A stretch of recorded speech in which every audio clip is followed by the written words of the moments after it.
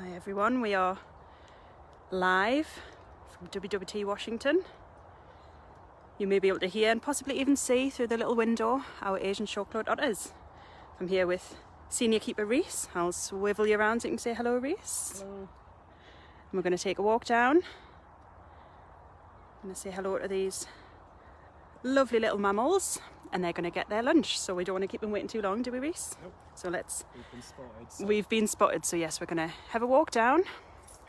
We just thought we'd start a little bit before the otter halt so you can see a few of the sights from this direction. Got the back of Hunters Creek, Coscaroba swans as always. So Reese is just going to nip inside there, get himself ready. It's been a long time. He's put his glad rags on for this. It's been nearly a year. And we're going to do the talk and the feed from out here. So here's the little guys here.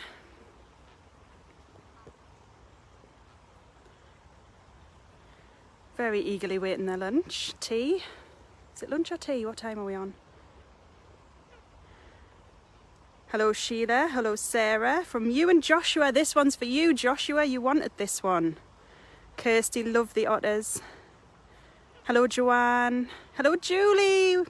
We heart you, Julie.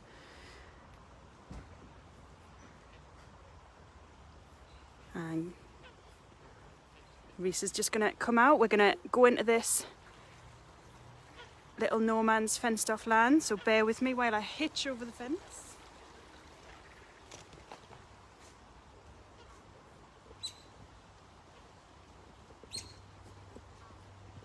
They are definitely hungry, Reese.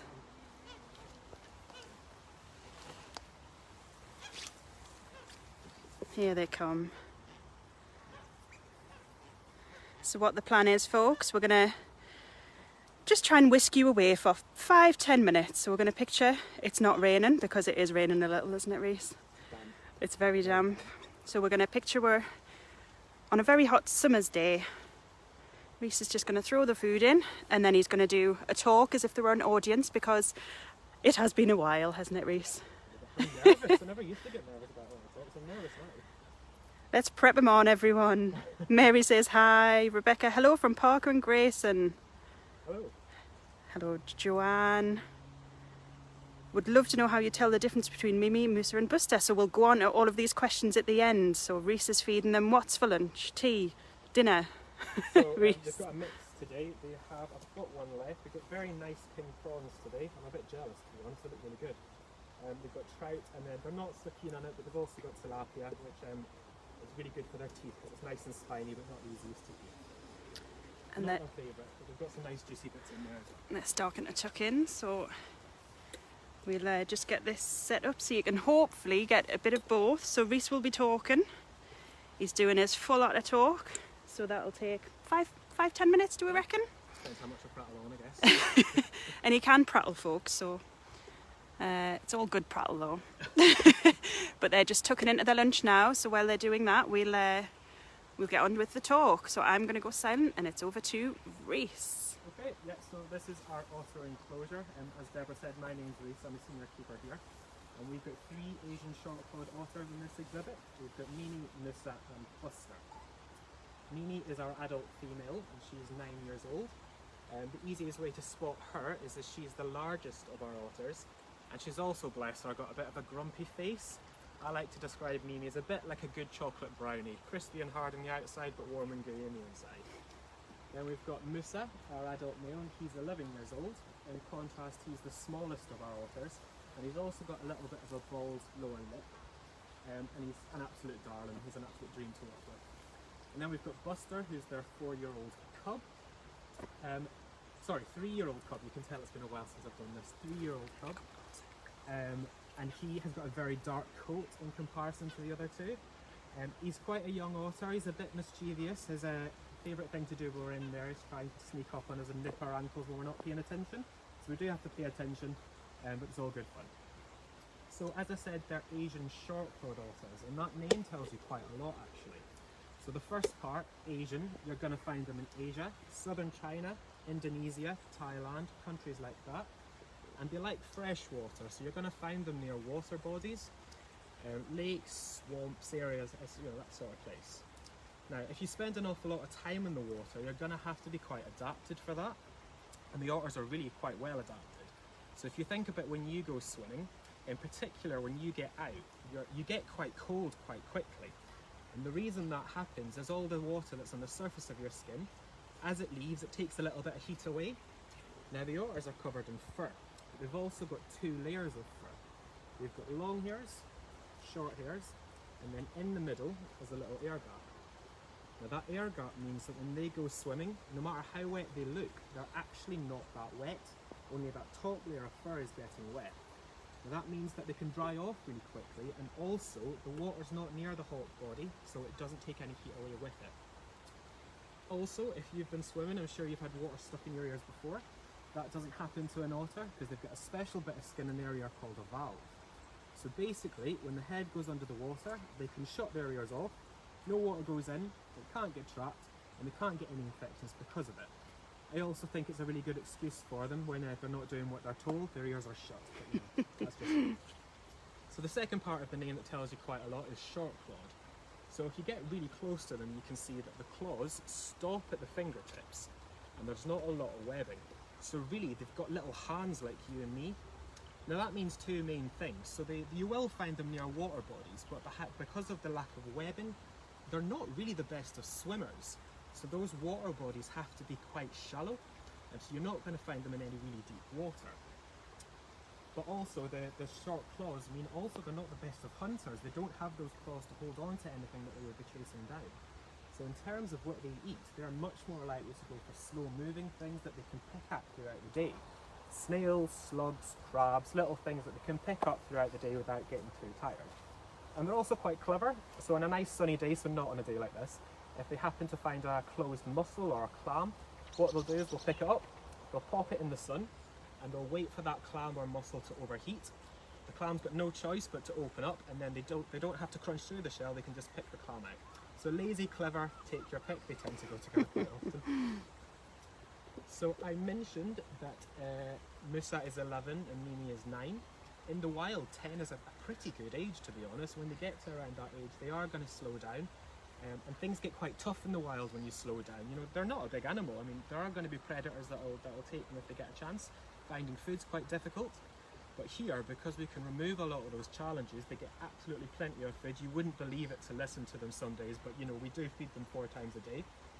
There's obviously no predators, and we can step in if anything goes wrong. We can get a vet involved. We're hoping for around 15, 16 years. So fingers crossed, touch wood, it should be here for quite a while yet. Now, Buster is Mimi and Musa's 3-year-old cub. But if you've been to Washington before, you might remember that this exhibit used to be an awful lot busier. And that's because Buster is actually the 9th cub from Mimi and Musa.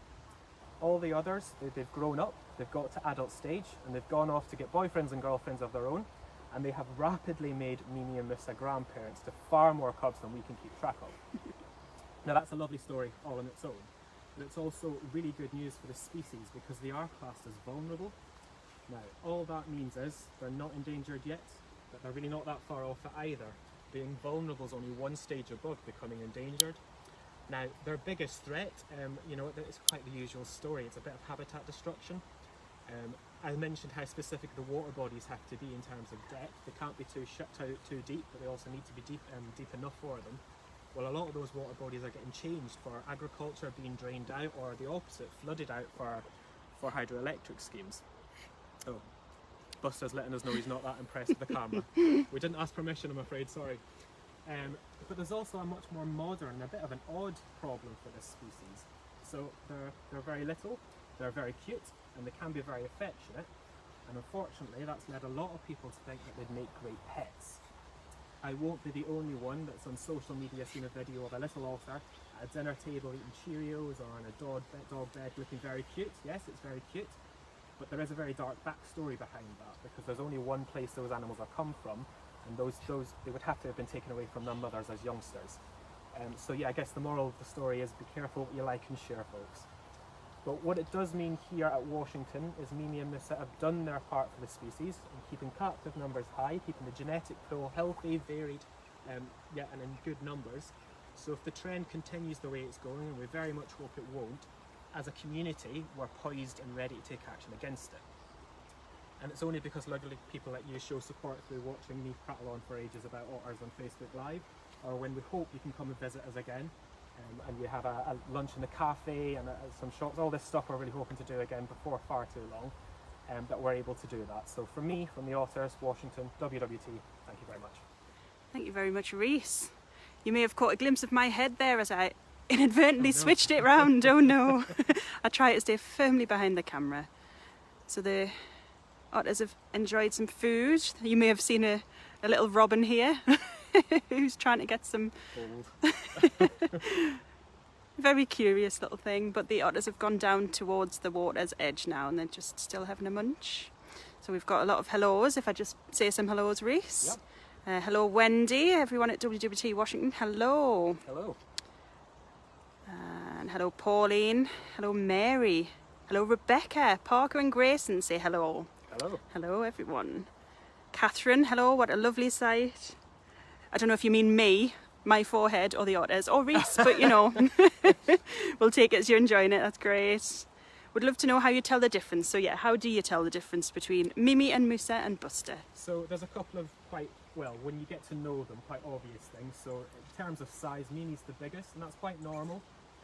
So usually otters, not this, these guys live as families, but so if you think the Eurasian otter is more solitary, so mum will have to be the one to defend the cubs if she has any, so females tend to be bigger. It's definitely the case with our lot. Musa's particularly dainty, bless him, and then Buster's got a really dark coat, but they've also got their own little quirks. So as I said earlier, Mimi can be a little bit grumpy. She wants her food, she goes and cleans it and does her own thing. She wants nothing to do with you when you're in there. Come in, do your job and leave. Essentially, when it comes to I think Mimi. once you've seen Mimi's face, you can't unsee it. She's very sweet, but yeah, she has a face, and you'll know when you see it. And Musa wants everything to do with you all the time. He's a very social little creature. And then, as I say, Buster's the one chewing on your ankle. So even if you don't look at them when you're in there, you can pretty much tell who you're dealing with. Oh, just catching some toilet action. Sorry, folks. No Yeah. shame. No shame. They are animals. They do say don't work with animals, don't they? So yeah, Buster was the one that was chirping on as we were talking there, wasn't he? So is he a little bit boisterous? Is that little chap? Yeah, it's a mix of he's a little nervous. He's still fairly young, and Mum and Dad have been here a lot longer. I mean, I've worked with Mimi and Musa for 8 years now. So they're almost bored of seeing me. Anyone new, Buster can sometimes, he tells us someone new and he lets you know how you feel. So is that the same with visitors when visitors are about? Are they any different with them not being here? Visitors tend to be a good sign because we usually have the otter talks at set times, so visitors starting to gather means food's probably not too far away. Whereas it can sometimes come as a bit of a shock to them at the moment because there's no indicators for them because people aren't starting to gather. Although they do tend to roughly tell the time because sometimes they are hovering waiting quite often, aren't they? Mandy, miss seeing the otters. Yeah, I think a lot of people are missing these guys. Do you think there will be pitter patter of tiny feet again? Wendy asks Reese. What do we think? Sorry, this is quite a long one. You might want to come closer to the camera. Anyone who has been to Washington Talks before will know that Mimi, our adult female, used to be on an implant. I say used to because as a 9-year-old, it is quite unlikely that she's going to get pregnant again. I say quite unlikely, it's not unheard of. However, the reason we put her on an implant initially was because they had 9 cubs in the space of 2 years. Now, when you're breeding animals in this kind of setting, you have to be really careful about genetics. You don't want too many of related animals around at the same time. Because when we send them off, we want to make sure we're relating them with unrelated pairs. Whereas it's been a bit of a time now, there's a bit more of a gap, the gene pool's been spread out. So even if Mimi were to have cubs now, which we still think is really unlikely, as a 9-year-old, it's probably going to be a small litter. And yeah, the genes are valuable again, basically. Yeah, it's important to keep those genes good and strong. I think that's why Mimi and Musa have been so successful because they've got good genes between them, haven't they? Absolutely, and they've produced... And not to go into too much detail, but everything that needs to happen is still happening. Yes, they're still enjoying themselves, aren't they? Absolutely. So seeing them picking up food, and it almost looks like they're hopping towards the water. What are they doing when they do that? So I wore gloves. I wash my hands regularly, as everybody does right now, but it's not good enough for the otters. They always wash their food before they eat. They're not massively hygienic in many other ways, but when it comes to their food, they always wash it before they eat. Yeah, and that's what you can see them doing there, which is quite nice. Giving a wash, like we would our fruit and veg maybe. Yeah. And then having a munch. Catherine, surely they are utterly different from each other. Ho ho ho, there's a nice joke. I love how they pinch and run to a different spot to eat. They do, don't they? They definitely don't like sharing their food, do they?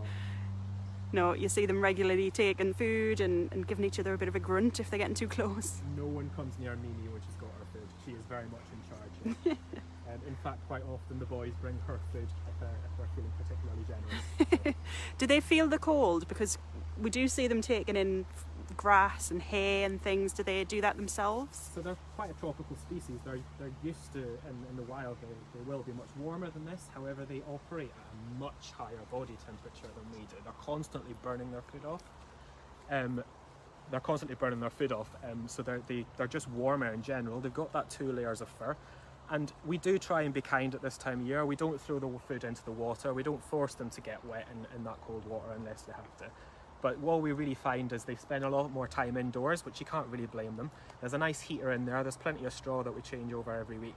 So they've got it quite cosy. So they've got it quite nice, haven't they? Okay, let's see who else. Lots of people saying hello, which is lovely. Judith, good to see the otters. They are tucked away last time. Oh no.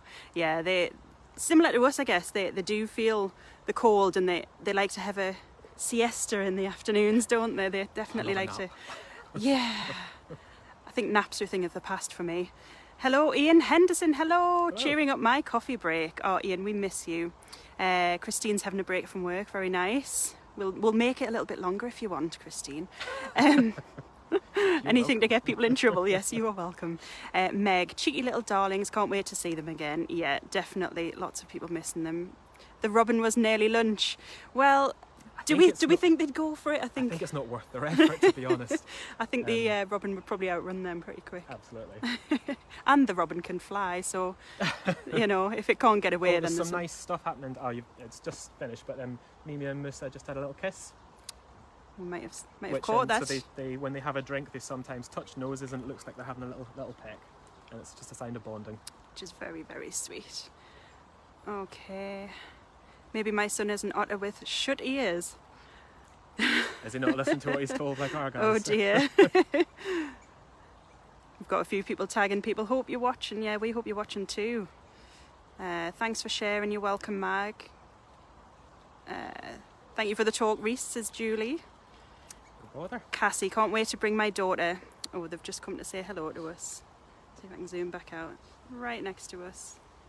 Hi guys. Hi, Buster. This is Buster. I think a couple of people wanted to see if we can try and point some out, so I'm just going to take. So, what's the difference? Who have we got? So this is Buster.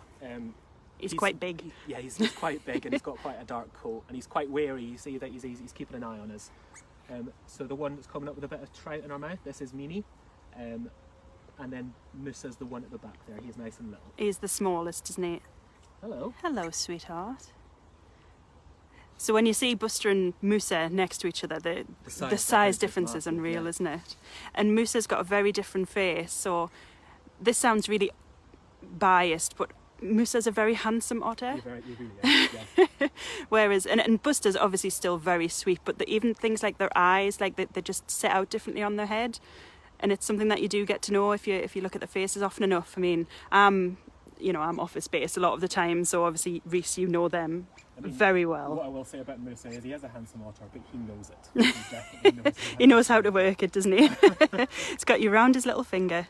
But there's quite often we have to get them trained, don't we, for going likes of the vets. Maybe not right now, but they do have to go to vet. You know, how do you train them? So you can see that they've got 3 posts. They are trained to go to each one, kind of on command. And they get a bit of fish, but to get a bit of fish they have to stand up and show us their bellies. Obviously being quite low to the guy and making sure their bellies look okay is quite difficult, so getting them to stand up and basically put their hands up like this is what we get them to do, and then we get a bit of fish. But Alex in particular is working quite hard. One of our keepers, Alex, is working really hard and getting them crate trained. He's already got them scale trained, so when we need to get a weight, what he does is he weights by the scales. They do exactly the same thing on top of the scales. They can get an accurate weight, and then they get a bit of fish. And Musa, because he's such a darling, goes straight into his travel crate when told. Mimi and Buster not so much, but we're getting there. It's a work in progress. Yeah, it's just like a pet, I guess, when, you know, they know when they need to go in things, they know when they don't maybe want to go in things. Sarah, thank you, can't wait to come back. Jill, lovely, thank you. Christine, can't wait to bring my grandson. Yes, it would be lovely for you to see them, and they're a sure favourite with a lot of people, not just for the kids, folks. Hi from Kyle's mom. Hi, Oh, Kyle's it's mum. Sandy Miller. Hello, Kyle's mum. Tell your son to reply to my message. Kyle, this is you officially getting scolded, I think. Kirsty, thank you. Reese, missed the Otter Talks. Yeah, even we as kind of the team, Yeah, the staff, volunteers. I haven't done one in a year. I was quite excited to do an Otter Talk again. It was lovely. Thank Brilliant. you. Excellent. Well, it looks like you've got school. Hello from year 6 at Howlett Primary School. Hello. Hello, Deb and Reese from Carol and Nick. That is my mum and dad. Hello, guys.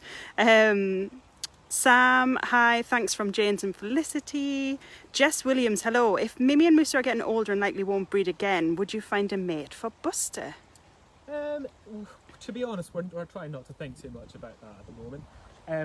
But what I will say is when the time comes, because it will come eventually, we're hoping not in the near future, we are in constant communication with a stud bookkeeper, and all that means is he knows where all the otters are, so if it came time to find a partner, however we work that out, it wouldn't be difficult and we'd do it as soon as possible.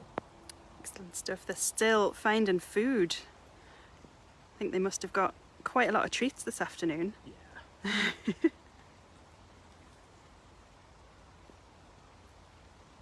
And they like to play with stones and things, don't they? Says that's his. I'm about to give my wife some food call, I think. But I think that's...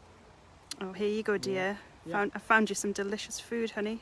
It's a king prawn as well. Oh no. He's eating it. Oh, never mind.